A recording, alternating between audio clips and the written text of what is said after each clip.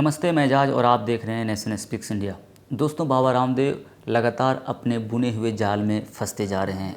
अभी जो सबसे बड़ी खबर आ रही है बाबा रामदेव से रिलेटेड वो है कि बाबा रामदेव और आचार्य बालकृष्णा समेत 5 लोगों के खिलाफ एफआईआर दर्ज कर दी गई है राजस्थान के जयपुर में।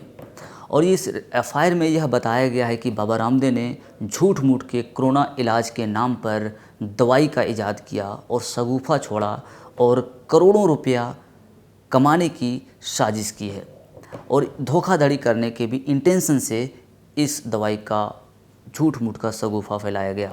आप तमाम लोगों को मालूम है कि जब कुछ ही दिन पहले बाबा रामदेव ने ऑफिशियली यह अनाउंसमेंट किया था कि हमने कोरोना वायरस का इलाज के रूप में कोरोनिल की दवा को निकाल लिया है और जो भी साइंटिफिक प्रोसीजर हैं सब साइंटिफिक प्रोसीजर को अपनाया गया है, जैसे कि मेडिकल कंट्रोल्ड ट्रायल भी किया गया है मेडिसिन का। और हमने अलग अलग संस्थानों में जा कर के इसकी चर्चा भी की है और लोगों से राय मशवरा भी ली है। लेकिन जब जांच पड़ताल किया गया ग्राउंड पे तो आप तमाम लोगों को मालूम है कि कैसे यह एक फ्रॉड साबित हुआ। जैसे कि उत्तराखंड की जो वहाँ की एक संस्था है, जो आयुर्वेद संस्था है, उन्होंने साफ साफ कहा है कि बाबा रामदेव ने खांसी, बुखार और इम्यूनिटी बूस्टर की दवा बनाने के लिए परमिशन मांगी थी और उन्हें इसके लिए परमिशन दिया गया है। लेकिन बाबा रामदेव अभी कोविड-19 को ट्रीटमेंट को लेकर के दवा बेच रहे हैं। दूसरी ओर उन्होंने यह दावा किया गया था कि जो NIMS national institute of medical science hospital है यहाँ पे राजस्थान में स्थित, वहाँ पे मेडिकल कंट्रोल ट्रायल किया गया। लेकिन बाद में वहाँ के स्वास्थ्य मंत्री, राजस्थान के स्वास्थ्य मंत्री ने भी क्लियर किया कि अभी तक ना ही मेरे पास कोई रिक्वेस्ट आया है, ना ही एप्लीकेशन आया है कि यहाँ पे ट्रायल चल रही है। अगर इन्होंने ऐसा किया है तो एक अपराध है और इस पर आपराधिक मामले दर्ज होने चाहिए।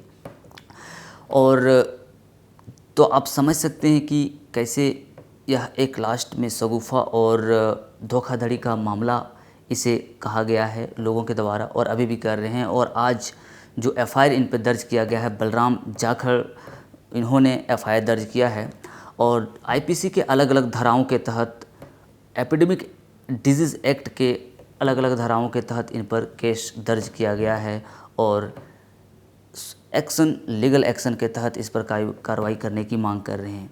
तो आप समझ सकते हैं कि क्या माहौल अभी बना हुआ है कि करोड़ों रुपए का जो इस पर आरोप लगाया है कि धोखाधड़ी करने के लिए ये इस तरह से कर रहे हैं।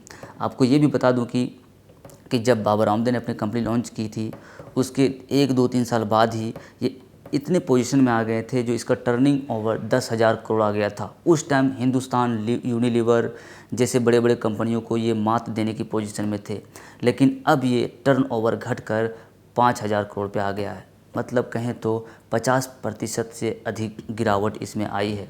तो शायद यह भी एक तरीका है जिसके वजह से बाबा रामदेव लगातार सोच में पड़े हुए हैं कि अपना टर्निंग ओवर फिर से कैसे बढ़ाया जाए और इस आपदा को इन्होंने अपॉर्चुनिटी में तब्दील करने की सोची थी।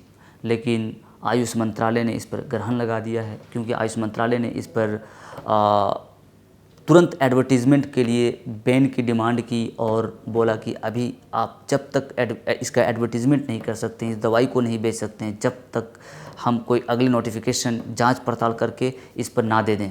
तो आप समझ सकते हैं कि क्या माहौल बना हुआ है कि ये बाबा रामदेव इस आपदा को अपने पर्सनल बेनिफिट अपॉर्चुनिटी के रूप में तब्दील करने के लिए इस आपदा को इस्तेमाल कर रहे हैं, जहां पे एक तरफ देशवासी बिल्कुल बहुत ही परेशान है इस आपदा में, दूसरी ओर हमारे इकोनॉमी का भी बंटाधार हुआ है। वहीं ऐसे लोग हमारे समाज में हैं जो इस आपदा को अपने पर्सनल बेनिफिट यानी पर्सनल अपॉर्चुनिटी के रूप में तब्दील करने में तुली हुई है।